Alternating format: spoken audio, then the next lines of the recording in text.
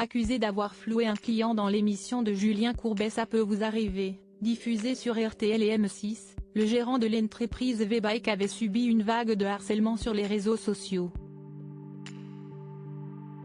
Selon la Charente Libre, le commerçant a finalement fermé sa boutique en août 2023. Chaque jour, Julien Courbet et son équipe viennent en aide à des personnes en difficulté dans l'émission Ça peut vous arriver, diffusée sur M6 et retransmise sur RTL. La mission du présentateur, faire respecter jour après jour les droits de ceux qui vivent une injustice, débusquer les arnaques et rendre la vie des auditeurs plus facile.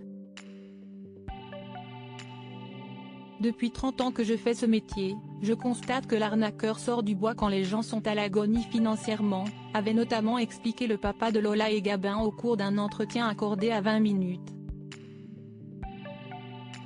C'est toujours dans les périodes de crise que les arnaqueurs font un carton. Vous avez une vie difficile donc quand quelqu'un arrive, vous promet quelque chose à moindre coût, vous avez envie de le croire.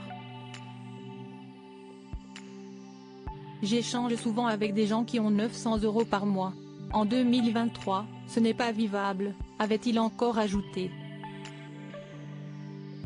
Un commerçant mis en cause à tort ferme sa boutique entre 2020 et 2022. Julien Courbet a dénoncé à plusieurs reprises dans son émission les agissements du gérant de l'entreprise V-Bike, spécialisée dans la vente, la réparation et la location de vélos. L'homme en question était accusé d'avoir vendu un vélo électrique défectueux à un client en février 2020. Il a par la suite été victime d'un boycott de son magasin, de harcèlement sur les réseaux sociaux, et sa famille et lui ont été la cible d'insultes et de menaces de mort. Finalement, un procès qui s'est déroulé en octobre 2022 est venu innocenter le gérant. Mais le mal était fait.